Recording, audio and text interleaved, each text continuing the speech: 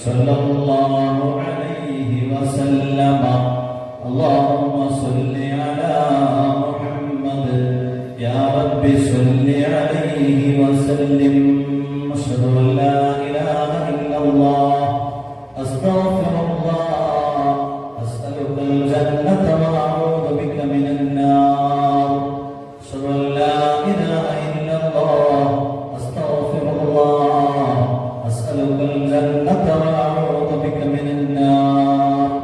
أشهد أن لا إلا الله أستغفر الله أسألك الجنة وأعوذ بك من النار. اللهم اغفر لي ذنوبي يا رب العالمين. اللهم اغفر لي ذنوبي يا رب العالمين. اللهم اغفر لي ذنوبي يا رب العالمين.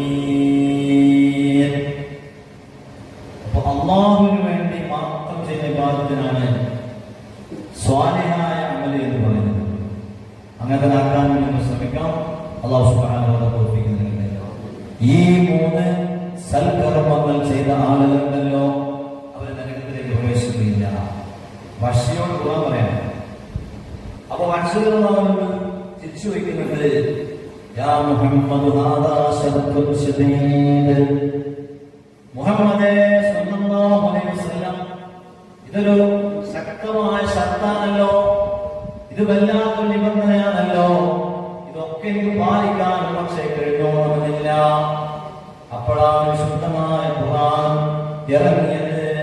ഇന്നല്ലാഹ യഗ്ഫിറു അൻ യുശ്റക ബിഹി വയഇന്നല്ലാഹ യഗ്ഫിറു അൻ യുശ്റക ബിഹി വയഗ്ഫിറു മാ ദൂന ദാലിക ലിമൻ യശാ. അല്ലാഹു സുബ്ഹാനഹു വ തആല ഉദ്ദേശിക്കുന്ന ആളുകൾക്ക് പുറത്തു കൊടുക്കും. അല്ലാഹു സുബ്ഹാനഹു വ തആല അവർ ഉദ്ദേശിക്കുന്ന ആളുകൾക്ക് പുറത്തു കൊടുക്കുമെന്ന് പറഞ്ഞപ്പോ റളിയല്ലാഹു അൻഹു ചോദിക്കുകയാണ്, അല്ലാഹുവിന്റെ പ്രവാചകനെ ഉദ്ദേശിക്കുന്ന ആളുകൾക്കല്ലേ ഉള്ളൂ, എല്ലാവർക്കും ഇല്ലല്ലോ. അപ്പോഴാണ് വിശുദ്ധമായ ഖുർആൻ ഇറങ്ങിയത്.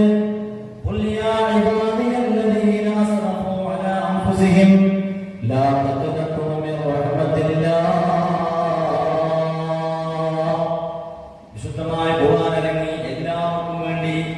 ഖുൽ നബിയെ താങ്കൾ പറയണം, യാ ഇബാദിയല്ലദീന അസ്റഫൂ അലാ അൻഫുസിഹിം, ശരീരങ്ങളുടെ മേൽ അതിക്രമം കാണിക്കുന്ന ആളുകളെ, അതിക്രമം കാണിച്ച ആളുകളെ, ലാ തഖ്നതു മിൻ റഹ്മത്തില്ലാഹ്, നിങ്ങൾ അല്ലാഹുവിന്റെ റഹ്മത്തിനെ തൊട്ട് നിരാശരായി പോകരുതേ. ഇന്നല്ലാഹ യഗ്ഫിറു ദുനൂബ ജമീഅ, അല്ലാഹു സുബ്ഹാനഹു വ തആല എല്ലാ ദോഷങ്ങളും പുറത്തു നൽകും. ഇന്നഹു ഹുവൽ ഗഫൂറുർ റഹീം. അല്ലാഹു സുബ്ഹാനഹു വ തആല ഗഫൂറുർ റഹീമാണ്, പാപങ്ങൾ പൊറുക്കുന്നവനും കരുണ ചെയ്യുന്നവനുമാണ് അല്ലാഹു സുബ്ഹാനഹു വ തആല. അതുകൊണ്ട് നിങ്ങൾ തൗബ ചെയ്താൽ, അല്ലാഹുവിലേക്ക് മടങ്ങാൻ തയ്യാറായാൽ, അല്ലാഹു സ്വീകരിക്കാനും തയ്യാറാണ്, റബ്ബിന്റെ റഹ്മത്തിൽ നിന്ന് നിങ്ങൾ ആരും നിരാശരായി പോകരുതേ.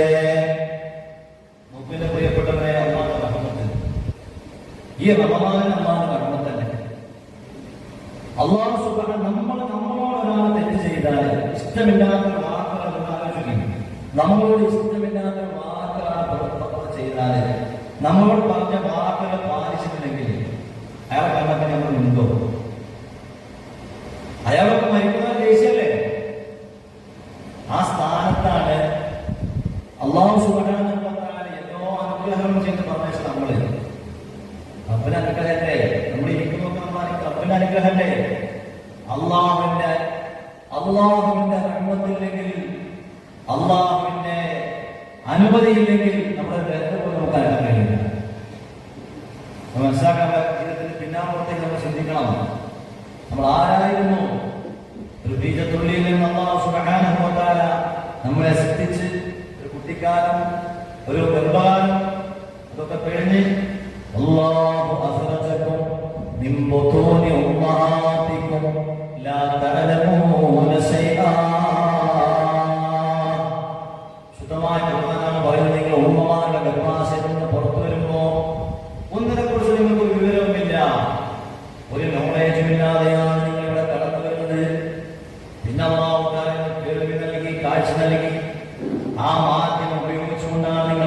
വായിച്ചത്, നിങ്ങൾ കേട്ടത്, നിങ്ങൾ പഠിച്ചത്, ഈ ലോകത്തെ കുറിച്ച് നിങ്ങൾ മനസ്സിലാക്കിയത്, നിങ്ങൾ ഉമ്മാനെയും ബാപ്പാനെയും മനസ്സിലാക്കിയത്, നിങ്ങൾ വിശുദ്ധമായ ദീനിനെ മനസ്സിലാക്കിയതൊക്കെ ഈ മാധ്യമം ഉപയോഗപ്പെടുത്തിക്കൊണ്ടാണ്.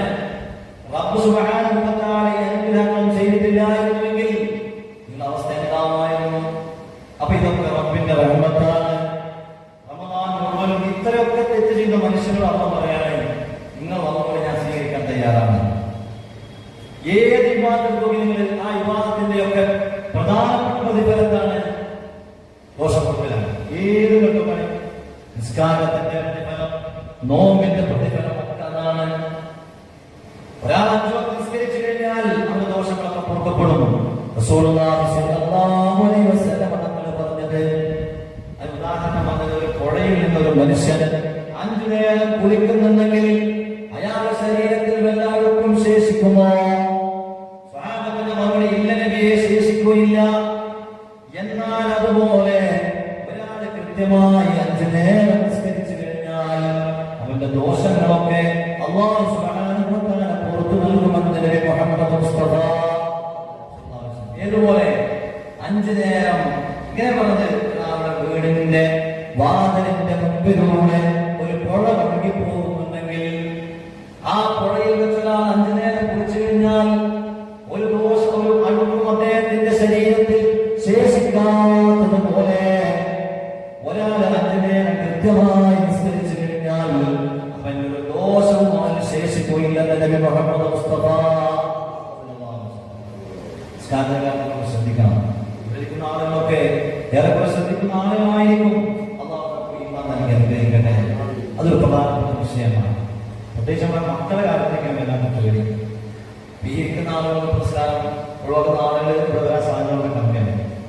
പക്ഷെ നമ്മുടെ മക്കളുടെ അവസ്ഥ ആലോചിച്ചു. എന്താ അവസ്ഥ? നിസ്കാരം ഉണ്ടാക്കാനേ കോളേജിൽ പോലോ സ്കൂളിൽ പോലോ എന്തെല്ലാം പുസ്തക സൗകര്യങ്ങളൊക്കെ ഉണ്ട്. സ്കൂളുകളാണെങ്കിലും കോളേജുകളാണെങ്കിലും ഒക്കെ കടകളിലാണെങ്കിലും ഒക്കെ സൗകര്യങ്ങൾ ഏർപ്പെടുത്തി കൊടുക്കുന്നുണ്ട്. പക്ഷെ എത്ര ഉപയോഗപ്പെടുത്തുന്നത് എന്നല്ല. ഒരു കല്യാണമായ സർക്കാരുണ്ടായ നിസ്കാരം അല്ലേ? നമ്മുടെ കുടുംബത്തിൽ കല്യാണമായ കുടുംബങ്ങളിൽ പോകും. ഉപകളെ കുറവാണ്. ശ്രദ്ധിക്കുന്ന ആളുകളുണ്ട്. ശ്രദ്ധിക്കുന്ന ആളുകൾ കഴിഞ്ഞിട്ട് ബാക്കി വിഷയങ്ങൾക്ക് തിരിഞ്ഞു ഇല്ല എന്നല്ല. പക്ഷെ ഒരു 90-95% ആളുകളും ശ്രദ്ധിക്കാറില്ല. നമ്മൾ പെരുന്തൽമണ്ണയ്ക്ക് പോയി പർച്ചേസിന് പോയതാ.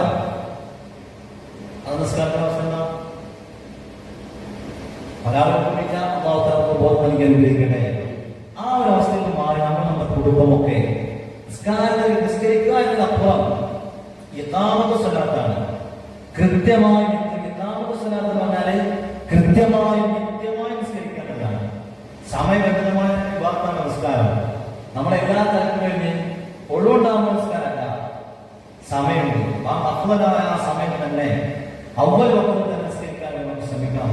അല്ലാഹു സുബ്ഹാനഹു വ തആല തൗഫീഖ് നമുക്ക് പ്രദാനം ചെയ്യട്ടെ. അത് റമദാനിൽ മാത്രമല്ല, ഈ റമദാനിൽ നമ്മൾ കൊണ്ടു നടക്കുന്ന ഈ ഒരു കനിഷ്ഠത എന്റെ പ്രിയപ്പെട്ടവരെ റമദാനിന്റെ ശേഷവും നമുക്കൊക്കെ വേണം. അല്ലാഹു സുബ്ഹാനഹു വ തആല തൗഫീഖ് നൽകി അനുഗ്രഹിക്കട്ടെ. ആ നിസ്കാരത്തിലൂടെ നമ്മൾ നേടിയെടുക്കുന്നത് മഗ്ഫിറത്താണ്.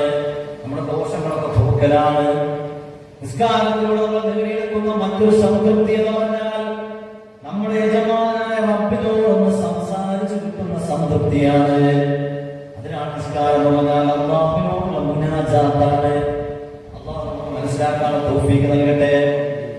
അപ്പൊ നമ്മൾ നിസ്കാരം കഴിയുമ്പോ റബ്ബിനോട് സംസാരിച്ച് കഴിഞ്ഞ ഒരു മനസ്സംതൃപ്തി നമുക്കുണ്ടാകട്ടെ. അങ്ങനത്തെ നിസ്കാരമായിരിക്കും. അല്ലാഹു തൗഫീഖ് നൽകട്ടെ.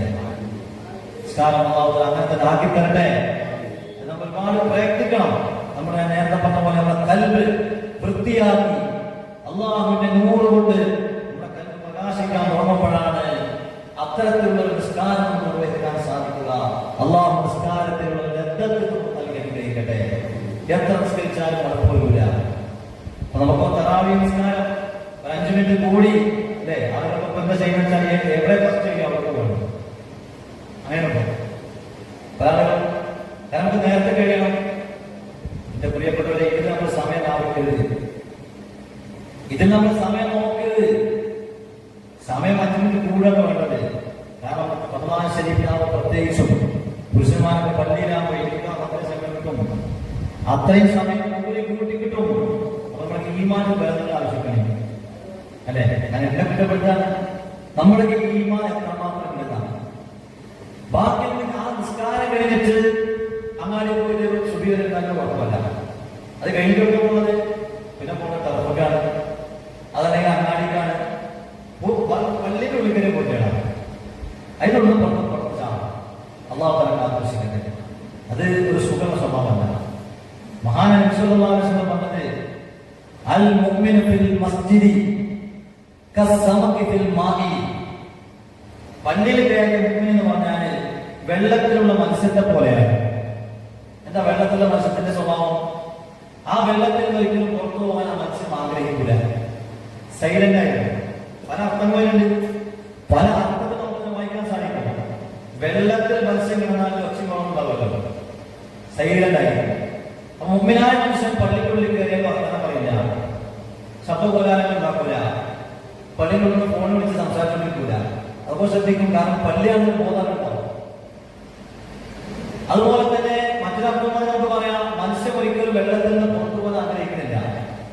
മനുഷ്യൻ എപ്പോഴും ആ വെള്ളത്തിൽ തന്നെ ആകണമെന്നാണ് ആഗ്രഹിക്കുന്നത്.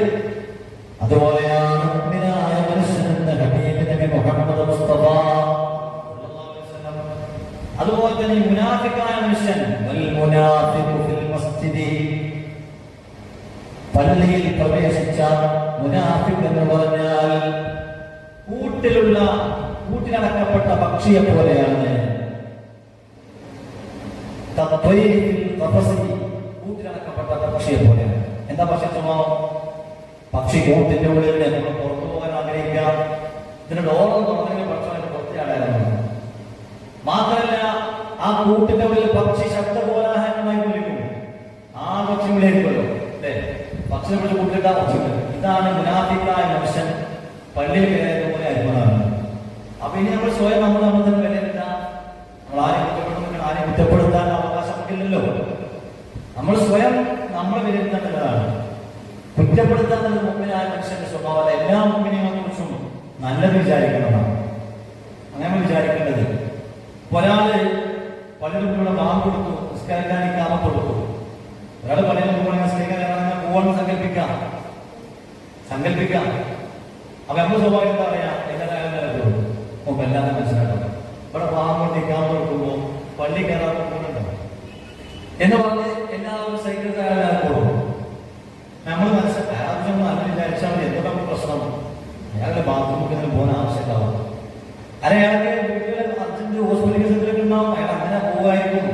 അങ്ങനെ മനസ്സിലാക്കിയാൽ മതി. അങ്ങനെ മനസ്സിലാക്കിയ പ്രശ്നം തീർന്നു. പക്ഷെ അങ്ങനെയല്ല, ആളുകൾ അതിന്റെ ആ മോശമായ വശങ്ങളില്ല. പിന്നെ അയാളെ കുറ്റം പറയാൻ ശ്രമിക്കാൻ അതിനൊക്കെ അവകാശമില്ല. അള്ളാഹുവിന്റെ റസൂൽ പഠിപ്പിച്ചത് മുഅ്മിനീങ്ങളെ കുറിച്ചൊക്കെ നിങ്ങൾ നല്ലത് വിചാരിക്കണം, വേണ്ടാത്ത വിചാരിക്കരുത്. നമ്മൾ നല്ലത് ചെപ്പാവാൻ വേണ്ടാത്തത് ചെയ്യാനായിരിക്കാം പോയിട്ടുണ്ടാകുക, പോട്ടെ.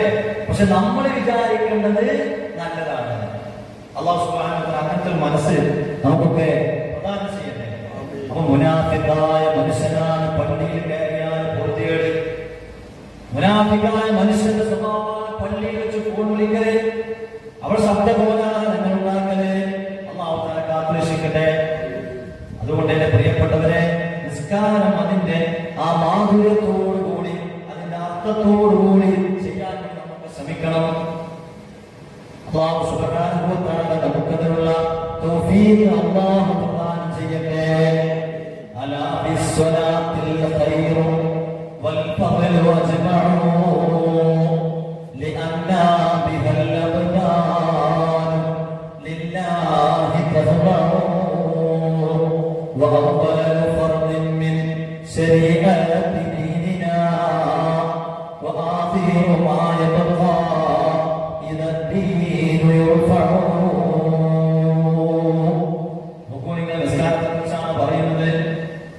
നിസ്കരിക്കാൻ കഴിഞ്ഞാൽ എല്ലാ ഗുണഗണങ്ങളും നിസ്കാരത്തിലുണ്ട്. നിസ്കാരത്തിന് എല്ലാ ശ്രേഷ്ഠതകളുമുണ്ട്, എല്ലാ ഗുണഗണങ്ങളും സംഘടിച്ചിരിക്കുന്നു, ഒരുമിച്ച് കൂടിയിരിക്കുന്നു നിസ്കാരത്തില്. എല്ലാം കിട്ടും, ദുനിയാവും ആഹ്റവും കിട്ടുന്ന സംശയമില്ല. കൃത്യമായി നിസ്കരിക്കുന്ന ആളാണെങ്കിൽ അവൻ എല്ലാം കിട്ടില്ല, അവന്റെ കച്ചവടത്തിൽ അല്ലാതെ വർക്കത്ത് കൊടുക്കുന്ന സംശയമില്ല. പക്ഷെ കൃത്യമായി നിസ്കരിക്കണം. വിശുദ്ധമായ ഹദീസുകളിൽ നമുക്ക് വായിച്ചെടുക്കാൻ കഴിയും. നിസ്കാരം നിലനിർത്തിയാൽ അല്ലാഹു സുബ്ഹാനഹു വ തആല അവന്റെ റിസ്കിന്റെ കവാടങ്ങൾ അവന്റെ മുമ്പിൽ തുറന്നു കൊടുക്കും. പടച്ചു നോക്കണം. അല്ലാഹു തൗഫീഖ് നൽകി അനുഗ്രഹിക്കട്ടെ. കൃത്യമായി നിസ്കരിക്കണം. ലിഅന്നാ ബിഹൽ അബ്ദാൻ ലില്ലാഹി തസ്മഊ. ഒരാൾ നിസ്കരിക്കാൻ നിന്നാൽ അവന്റെ ശരീരം മുഴുവനും അല്ലാഹുവിന്റെ മുമ്പിൽ കാണുന്നതാണെങ്കിൽ നിസ്കാരം പറഞ്ഞാൽ ബാക്കി വേറെ ഏത് ഇബാദത്ത് എടുത്താലും ചില അവയവങ്ങൾക്ക് മാത്രമാണ് അതിന് റോളുള്ളത്, ബാക്കിയൊന്നുമില്ലല്ലോ. അപ്പൊ ഖുർആൻ ഒന്ന് വിചാരിക്കാം, ഖുർആൻ വളരെ പ്രധാനപ്പെട്ടതാണ്. അല്ലാഹു തആല തൗഫീഖ് നൽകി അനുഗ്രഹിക്കട്ടെ. പ്രത്യേകിച്ച് നമ്മൾ മനസ്സിലാക്കിയതാണെങ്കിൽ സാന്ദർഭിക പ്രവർത്തനയാണ്. ഖുർആൻ ധാരാളമായി ഓതണം. വലിയ കുടിയാണ്, ചെറിയ കുടിയല്ല. ഈ റമദാനിൽ നമുക്ക് വായു കോരിയെടുക്കാൻ പറ്റുന്ന വലിയൊരു സമ്പാദ്യമാണ് ഖുർആൻ പാരായണം എന്ന് പറഞ്ഞാൽ. മൻ ഖറഅ ഹർഫൻ മിൻ കലാമില്ലാഹ് ഫലഹു ബിഹി ഹസന. അല്ലാഹുവിന്റെ ഖുർആനിൽ നിന്ന് ഒരു അക്ഷരം ഒരാൾ ഓതിക്കഴിഞ്ഞാൽ അവന് അതുകൊണ്ട് ഒരു പ്രതിഫലം അല്ലാഹു സുബ്ഹാനഹു വ തആല നൽകും. വൽ ഹസനതു ബിഅസ്രി അംസാലിഹാ. ഒരു നന്മ എന്ന് പറഞ്ഞാൽ അത് 10, അതിന് അല്ലാഹു സുബ്ഹാനഹു വ തആല 10 ഇരട്ടി പ്രതിഫലമാണ് നൽകുന്നത്. അപ്പോൾ അലിഫ് ലാം മീം എന്ന് പറഞ്ഞാല് അയാൾക്ക് റമദാൻ അല്ലാത്തപ്പോൾ ഓൾറെഡി 30 പ്രതിഫലം കിട്ടിക്കഴിഞ്ഞു. ഞാൻ അലിഫ് ലാം മീം 30 പ്രതിഫലം കിട്ടി. ഇതെപ്പോഴാ? റമദാനിൽ അല്ലാത്തപ്പോ. റമദാനിലാകുമ്പോഴോ അതിന്റെ പ്രതിഫലം അല്ലാഹുവിന് മാത്രമേ അറിയുള്ളൂ.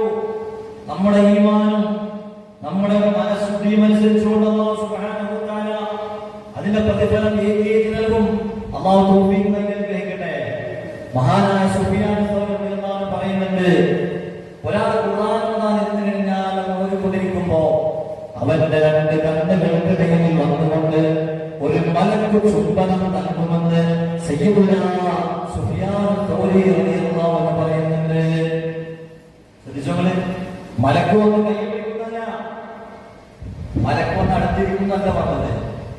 ഖുർആൻ ഓതുന്ന ആളോടുള്ള ഇഷ്ടം കൊണ്ട് ഒരു മലക്ക് വന്ന് അവൻ 2 കണ്ണുകൾക്കിടയിൽ ചുംബനങ്ങൾ അർപ്പിക്കുമെന്ന് സയ്യിദുനാ സുഫിയാൻ തൗരി റളിയല്ലാഹു അൻഹു. രക്ഷപ്പെട്ടില്ലേ? അല്ലാഹു തആല മലക്ക് വന്ന് ചുംബിക്കുന്ന ഖുർആൻ ഓതുകാരെ അല്ലാഹു നമ്മെ ഉൾപ്പെടുത്തട്ടെ.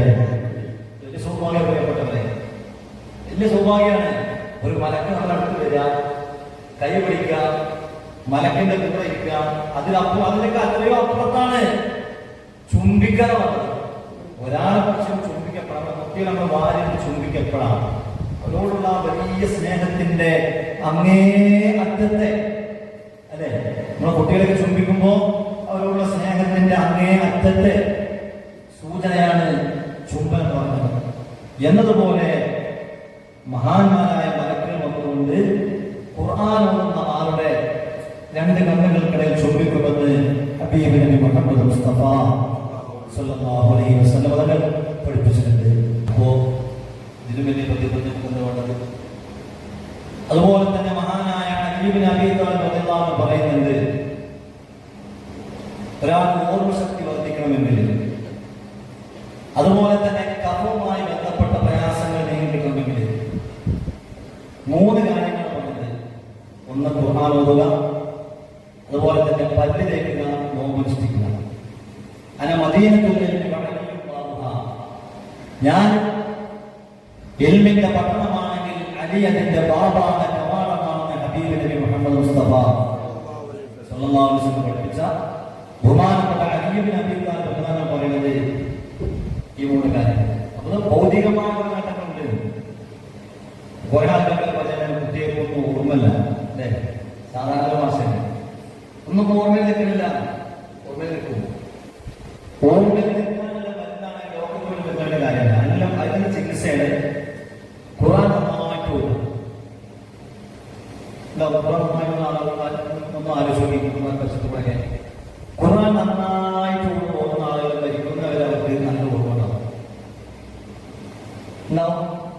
അതെന്റെ അതാ ഖുർആനിന്റെ പ്രത്യേകതയാണ്. രണ്ടാമത്തെ കാര്യം പല്ല് തേക്കണം, ബ്രഷ് ചെയ്യണം. ഓക്കെ, ഇസ്ലാമിന്റെ വളരെ വിശാലമായ ലോകങ്ങളാണ്